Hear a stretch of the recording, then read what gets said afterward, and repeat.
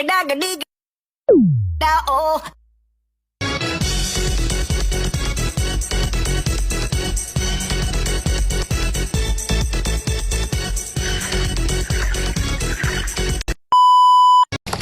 Halo semuanya, perkenalkan nama saya Melara Safani Megantara dengan NIM 86058139. Pada kesempatan kali ini saya akan menjelaskan materi yang sangat mendasar, yaitu penting bagi dunia pendidikan dalam mengenai bagaimana filsafat ilmu berperan dalam memperkuat ilmu pendidikan. Yang pertama, filsafat sebagai pengawas dan penguat.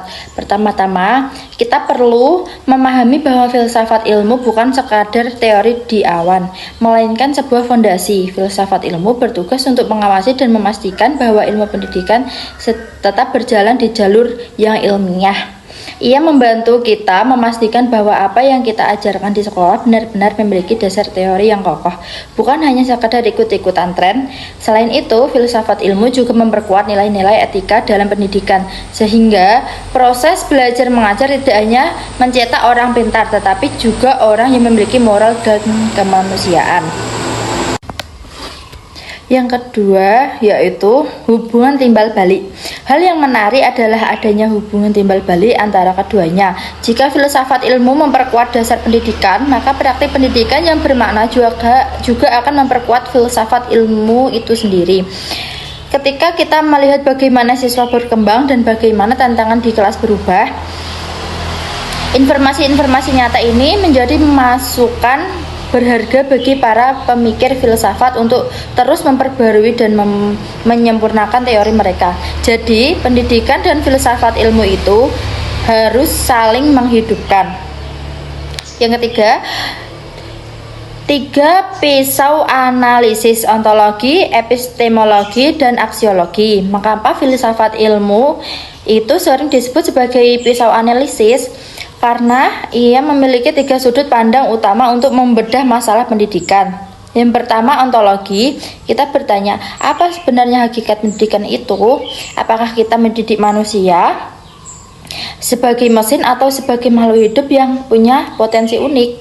Yang kedua, secara epistemologi. Kita bertanya, bagaimana cara ilmu itu disampaikan?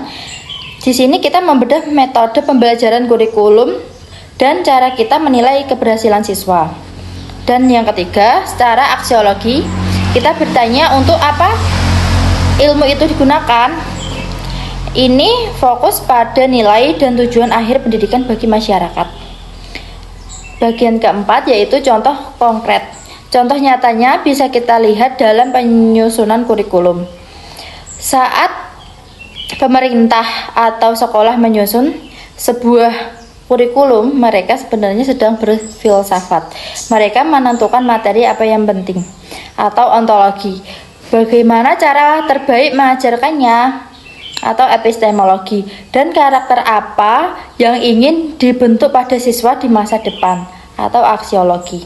Jadi setiap kebijakan pendidikan yang kita rasakan saat ini sebenarnya adalah hasil dari pemikiran filsafat yang mendalam.